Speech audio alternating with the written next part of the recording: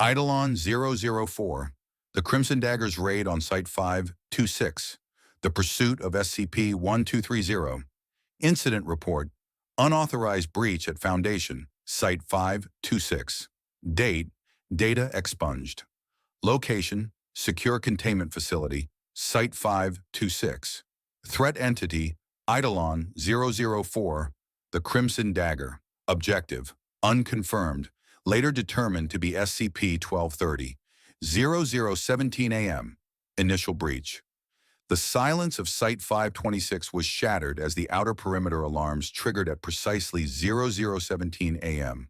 Surveillance cameras flickered and distorted before failing entirely.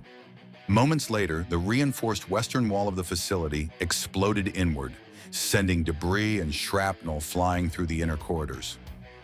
Stepping through the dust and flame, Eidolon004. The Crimson Dagger emerged. His presence was unmistakable.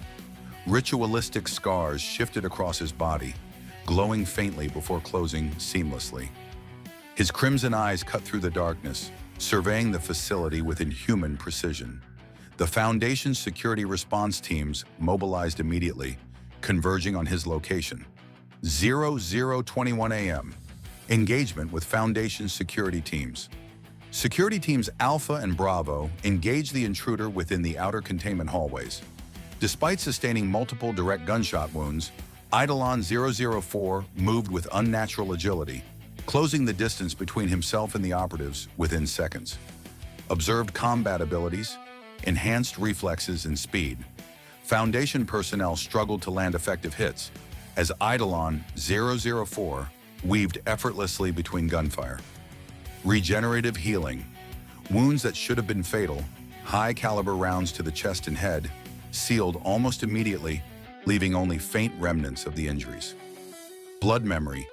Physical contact with injured operatives allowed Eidolon004 to anticipate their tactics, using their own experiences against them. Casualties mounted rapidly. Within minutes, security teams Alpha and Bravo were neutralized.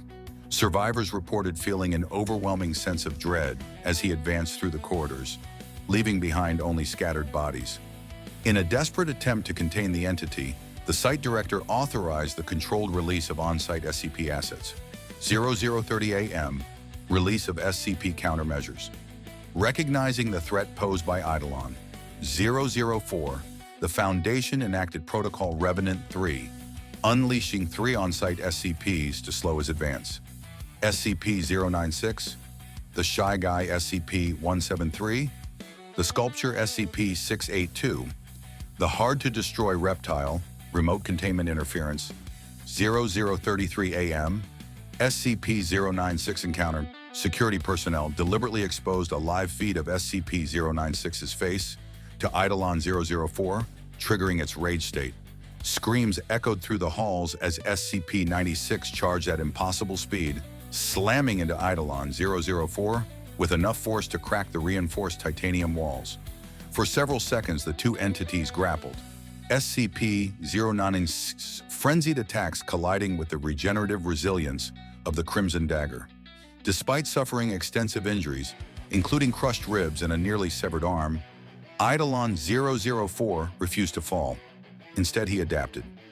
Utilizing his blood memory ability, Eidolon004 briefly made contact with SCP-96, absorbing fragmented remnants of its tortured mind. The resulting psychic backlash sent SCP-96 into momentary disarray, long enough for Eidolon004 to sever its spinal column with a brutal strike to the back of the neck. While SCP-96 would inevitably regenerate, the damage incapacitated it temporarily, allowing him to proceed. 0041 AM SCP-173 encounter. As he pressed deeper into Site-526, the lights flickered. A deep, unnatural scraping sound filled the halls. SCP-173 had been deployed. No biological material detected on SCP-173. Ineffective blood memory absorption. Superhuman reflexes allowed Eidolon004 to maintain direct eye contact while maneuvering around the entity. Realizing he could not kill SCP-173 conventionally, Eidolon004 improvised, tearing a reflective panel from a nearby security door and positioning it to maintain constant eye contact. He then forced the entity into a locked containment chamber, sealing it inside. 0050 AM, SCP-682, Interference. From the lower containment floors, SCP-682 became aware of the battle. The entity's presence manifested through increased structural degradation and auditory interference. While not directly engaged, Eidolon004 encountered remnants of SCP-682's adaptive influence. Acid-damaged walls, biological growths attempting to consume his form, and low-level cognito-hazardous effects. Despite minor complications, Eidolon004 adapted, resisting the influence and pressing forward. Eidolon005 AM, SCP-1230. Located after over 40 minutes of continuous combat and severe injuries, Eidolon004 finally reached the containment chamber of SCP-1230. Foundation personnel attempted a final stand, but they were exhausted, wounded, and demoralized. Even as they fired upon him, his movements never faltered. One by one, the last defenders fell. Inside the chamber, SCP-1230 sat upon a reinforced pedestal, untouched, undamaged. The moment Eidolon004's hand closed around the ancient book, a strange shift occurred. His wounds, once rapidly regenerating, ceased healing. For the first time, he staggered.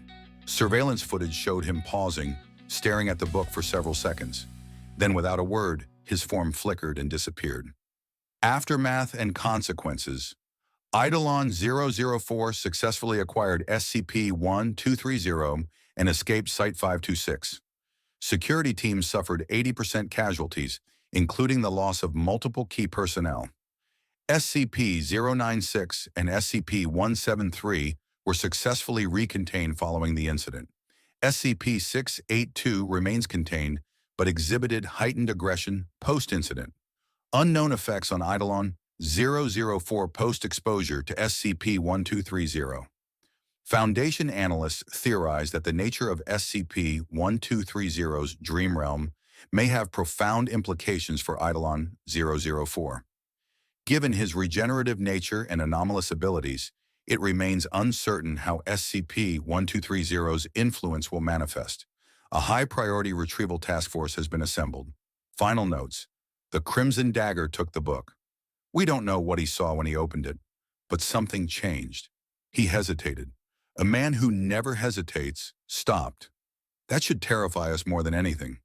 Site Director Vlad Sharlikowski.